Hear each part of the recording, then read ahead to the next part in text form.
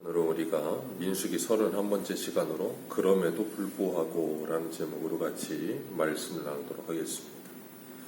오늘 본 말씀은 하나님께서 율법을 주신 내용입니다. 하나님께 드리는 제사의 제도가 어떠해야 되는지, 그래서 오늘 본문에서 계속 반복되는 게 있어요. 여호와 앞에 향기롭게 예물을 드릴 때 라는 본문이 말씀이 계속 반복이 되는데, 이 레위기 1장의 말씀대로라면 하나님께서 연락하시는, 하나님이 받으시는 제사를 드리라 하는 말과 같은 것 같아요. 그래서 향기로운 화제로, 향기로운 제사로 향기롭게 하나님께 드리라, 그렇게 계속해서 말씀하시는 거예요. 하나님께서 시내산에서 이스라엘 백성들에게 율법을 주세요. 레위기의 말씀을 주십니다. 그리고 오늘 본문에서 15장에서 민수기 15장에서도 하나님께서 제사법과 함께 율법을 주세요. 그리고 신명기에서 하나님께서 모압 평지에서 모세의 고별 설교를 통해서 이스라엘 백성들에게도 율법을 주세요. 이렇게 3번 하나님께서 율법을 반복해서 주시는데, 이 율법들은 광야 40년을 살아가면서 지키라고 주시는 말씀은 아니에요. 이스라엘 백성들은 광야에서 이런 율법을 지키지 않습니다. 광야에서는 그냥 하나님의 이 구름이 회막 안에 떠오르고 내려앉고 구름 기둥과 불 기둥으로 그들의 인도함을 받았을 뿐이지, 광야에서는 제사를 드리지 않습니다. 그들은 가나안 땅에 들어가서 거기서 이런 제사를 드려요. 그런데 하나님께서 갑자기 광야 40년을 시작하는데 이 말씀을 주세요. 그 이유는 무엇인가 하면, 지금 민수기 흐름을 보면 13장, 14장에서 백성들이 하나님께서 가나안 땅에 들어가서 정탐하고 돌아올 수 있는 기회를 주셨어요.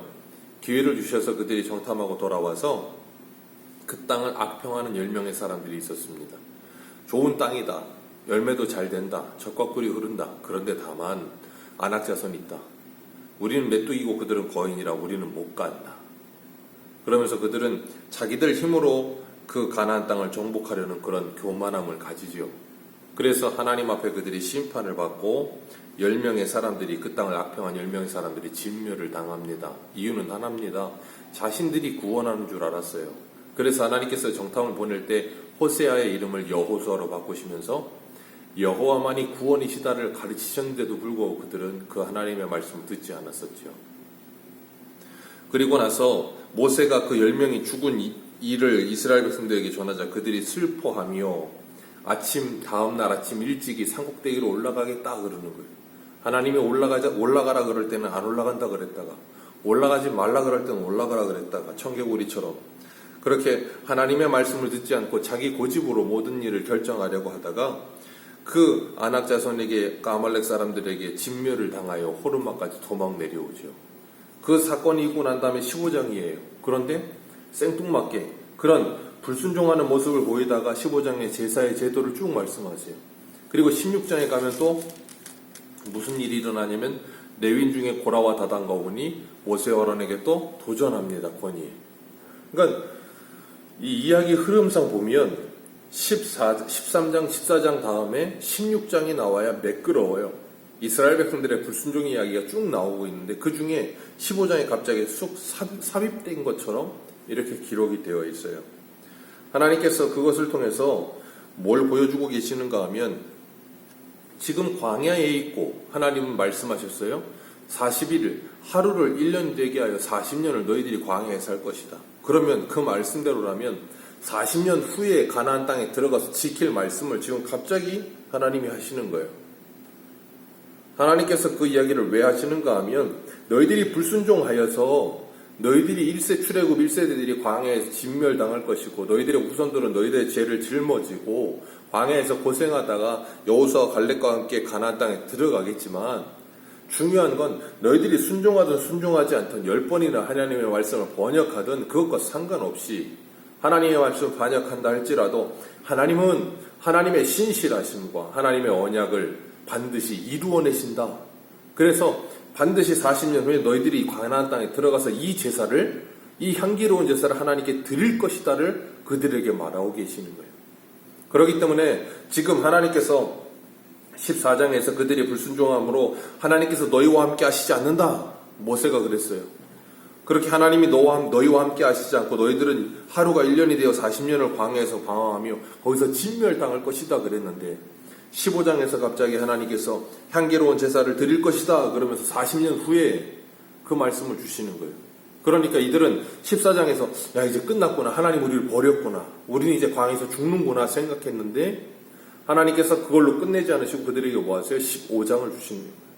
15장을 주시면서 너희들은 가나안 땅에 너희들 다음 세대가 들어가서 거기서 향기로운 제사를 드릴 것이다. 그러면서 그들에게 뭐 하시는 건가 하면 소망을 주시는 거예요. 그래서 오늘 보면 2절 말씀 같이 한번 읽어보겠습니다. 시작. 이스라엘 자손에게 말하여 그들에게 이르라. 너희는 내가 주어 살게 할 땅에 들어가서. 아멘. 너희는 내가 주어 살게 할 땅에 들어가서. 하나님은 약속의 땅 가나안을 계속해서 말씀하실 때마다 이렇게 말씀하세요. 내가 주어, 여호수아 1장에서도 내가 너에게 준 땅이 아니냐. 너희들이 발바닥으로 밟으면 그 땅을 너에게 줄 것이다. 가나안 땅은 하나님이 주시고 이스라엘 백성들은 받기만 하면 되는 거예요. 어제도 말씀드렸지만 하나님의 말씀에 그냥 순종하기만 하면 되는 거예요. 그런데 그것이 가장 힘들다 그랬죠. 왜냐하면 내 생각과 내가 눈으로 본 것과 내가 귀로 듣는 것을 부인하고 하나님의 말씀을 따라야 하기 때문에 철저한 자기 부인이 없이는 순종이란 불가능하다 그랬어요. 40년 후에 먼 미래의 말씀을 하시지만 마치 그 말씀이 내일이라도 당장 일어날 것처럼 내가 너희에게 주어 살게 할 땅에 들어가서 라고 말씀하세요. 우리의 믿음이란 어제도 말씀을 드렸던 것처럼 아브라함과 이삭과 야곱과 요셉이 하나님의 언약의 말씀을 받았지만 그 말씀이 성취되는 걸 보지 못했어요. 그 약속을 멀리서 보고 환영하며 히브리서 11장의 말씀처럼 그랬던 것처럼 우리들도 하나님의 언약의 말씀이 반드시 이루어질 것이라는 것을 믿는 믿음을 주시기 때문에 그 말씀이 먼 미래에 일어나는 말씀이라 할지라도 우리는 이 땅에서부터 뭐예요? 그 말씀이 이루어질 걸 믿고 오늘을 사는 거예요. 그래서 종말론적인 역사관을 가지고 성도들은 살아간다 그러는 거예요. 저 마지막 끝날에 일어날 그 일이 곧 오늘 일어날 일인 것처럼 살아요. 왜냐하면 하나님께서 반드시 그렇게 하실 거라는 것을 믿기 때문에. 그래서 우리는 이 세상이 감당하지 못하는 신앙, 이 세상에 감당하지 못하는 사람들이 되는 신앙을 가지고 이 땅을 산다 그랬습니다. 그래서 하나님께서 우리들에게 주어 살게 하실 그 땅을 바라보면서 천국의 시민권자가 되어 오늘을 살아요. 그래서 사도 바울은 로마서 8장 18절에 현재의 고난은 장차 우리에게 올 영광과 좋게 비교할 수 없도다. 우리가 그것을 바라보면서 뭐예요? 오늘을 견디며 살아가지요. 후에 있을 그 영광스러움을 바라보면 현재의 고난은 넉넉히 이길 수가 있는 거예요. 이 세상의 사람들도 그러잖아요. 소망이 없는 사람은 인생에 이 생기가 없어요. 그런데 무엇인가 소망이 있는 사람들은 힘든 일을 하면서도 뭐예요? 그걸 넉넉히 이길 수 있는 힘이 있어요. 왜냐하면 소망이 있으니까. 에스겔 골짜기의 마른 뼈들, 이스라엘 백성들의 영적인 상태라 그랬잖아요. 그들의 그 영적인 상태가 왜 에스겔 골짜기의 마른 뼈와 같다 그랬어요? 이유는 하나죠. 그들에게 소망이 없었기 때문이라 그러셨어요. 하나님께서는 오늘도 우리에게 하나님의 말씀의 소망을 가지고 살게 하세요. 그래서 로마서의 8장에서는 우리가 소망 가운데 구원을 얻느니라 그렇게 말씀하시는 거예요. 하나님께서는 이스라엘 백성들이 불순종함에도 불구하고 그들을 버리지 않으시고 끝까지 책임지세요. 그래서 너희들이 40년 후에는 가나안 땅에 들어가서 향기로운 제사를 드릴 것이다 라고 말씀하시면서 그들에게 지금 소망을 주고 계시는 거예요. 절망 가운데 빠진 그들에게. 마치 창세기 28장에 형 에서를 피해서 외삼촌 라반에게로 올라가는 그 야곱과 같이 야곱이 바단 아람으로 올라가는 가운데 베델에서 하나님 만났을 때 하나님이 창세기 28장 15절에 이렇게 말씀하세요. 내가 너와 함께 있어 내가 어디로 가든지 너를 지키며 너를 이끌어 이 땅으로 돌아오게 할지라. 내가 내게 허락한 것이 다 이루기까지라. 다 이루어지기까지 너를 떠나지 아니하리라 하신지라. 하나님께서 야곱에게 하나님의 뜻이 다 이루어지기까지는 너를 떠나지 않고 네가 어디로 가든지 내가 너를 지키겠다. 이스라엘 백성들에게도 하나님께서 너희들이 하나님의 말씀에 불순종하였으니 내가 너희들을 떠나겠다. 그리고서는 너희들은 광야에 가서 40년을 살 것이다. 그리고 그들을 버려두시는 게 아니에요. 40년을 광야에서 살 것이다. 그래놓고 하나님은 그들과 함께 하시면서 구름기둥과 불기둥으로 40년 동안 그들을 인도하세요. 그리고 40년 동안도 만나를 내리세요.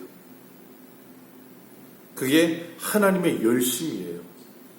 그래서 로마서 11장 29절에 이렇게 말씀하세요. 하나님의 은사와 부르심에는 후회가 없느니라. 하나님께서 끝까지 책임지시면서 반드시 하나님의 뜻을 이루어내시겠다는 거예요. 그렇기 때문에 그 하나님의 언약의 말씀을 붙들기 때문에 오늘 우리들은 또 뭐가 있어요? 소망이 있는 거예요. 내 모습을 볼 때 낙심이 되고 때로는 불순종하는 내 모습을 보면서 좌절도 되고 그래서 내가 싫고 그래서 하나님 앞에 나와서 하나님 나를 도와주옵소서라고 기도할 때 하나님 이런 말씀을 주시며 우리에게 뭐 하세요? 소망을 주시는 거예요. 내가 너와 함께 하겠다. 그렇기 때문에 우리는 오늘도 뭐예요? 아침마다 새로운 하나님의 긍휼과 자비와 은혜에 소망을 갖는 거죠.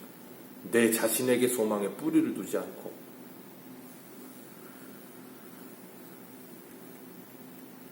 우리가 이런 시선과 관점을 가지게 될 때 너무 조급해하지 않아요. 조급증에 빠지지 않고 너무 낙심하거나 포기하지도 않아요. 왜냐하면 하나님이 이루어 주실 거라는 걸 믿기 때문에. 그러면 어떤 자세를 갖는가 하면 오늘도 때로는 넘어지기도 하고 때로는 하나님께 영광 돌리기도 하면서 일이 일비하지 않고 한 걸음 한 걸음 걸어가면서 하나님 나를 도와주옵소서.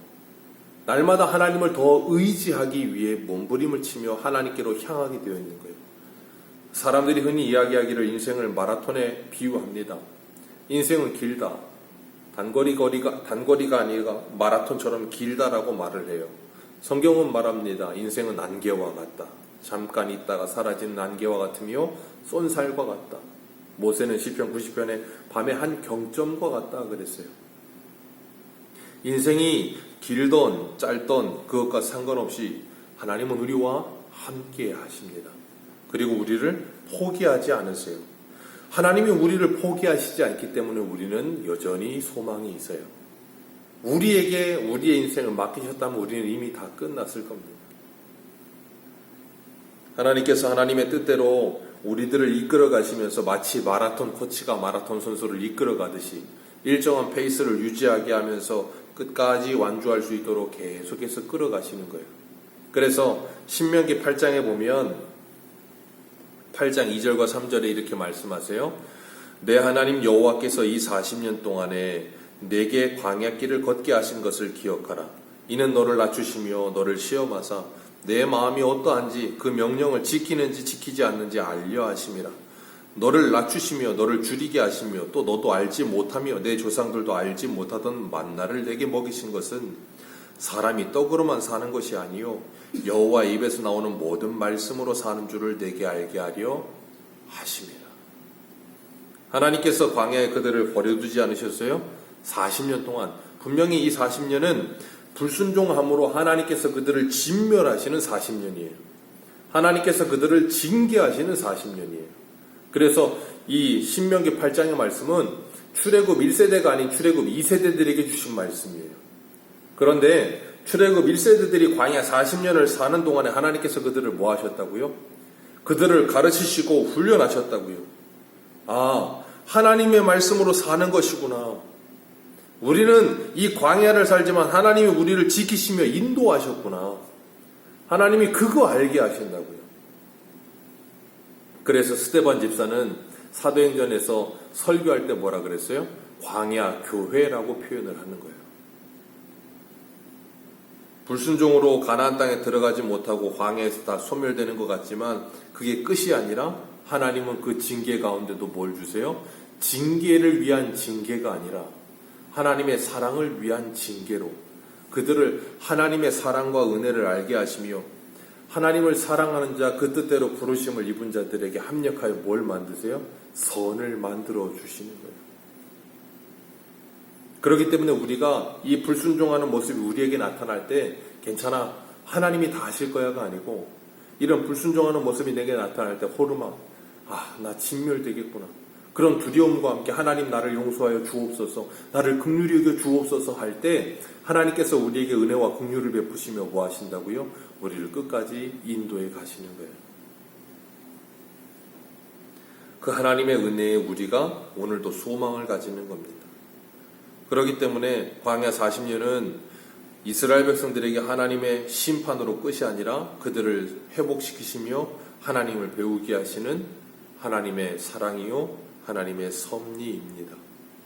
하나님의 말씀을 통해서 하나님께서 우리에게 끊임없이 일정한 사랑으로 우리를 베푸시며 그 은혜에 감사하기 때문에 그들은 뭐 하게 돼요? 15장에 나오는 것처럼 하나님께 향기로운 이 제사로 예배를 드리게 되는 겁니다.